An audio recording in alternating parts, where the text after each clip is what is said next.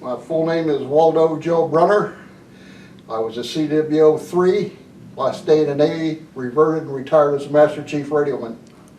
Then I got orders to serve land, which I didn't understand what it was all about. Went up to Norfolk, and I had been assigned to be a liaison unit, communications liaison unit on the United States Army cable ship Albert J. Myer, which was out of Seattle, Washington. Had a civil service crew on it. We were working on what at that time was a very top secret operation. We were putting in arrays for the naval facilities USACS system, which is not there anymore.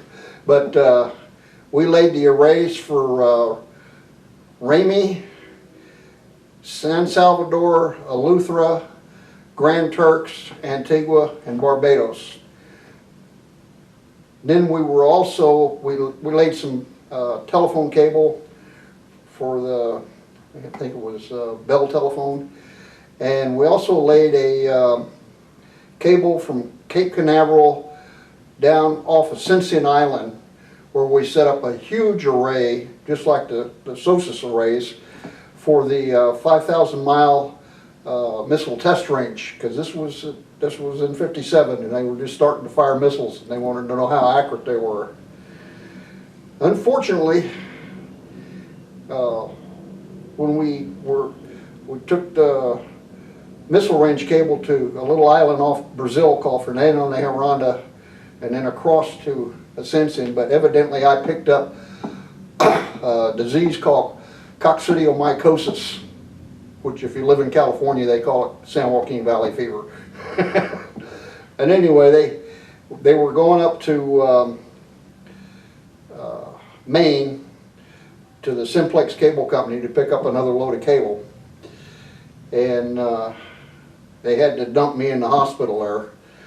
So I spent a month in Portsmouth Naval Hospital. They couldn't figure out what was wrong with me, so they sent me down to Chelsea Naval Hospital, and it took them a while to figure out what I had, because there wasn't any doctors on the East Coast familiar with this disease. Anyway, I ended up removing my lower lobe and lingula.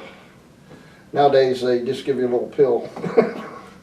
But the funny part of that is that they were going to survey me out of the Navy with 50% disability.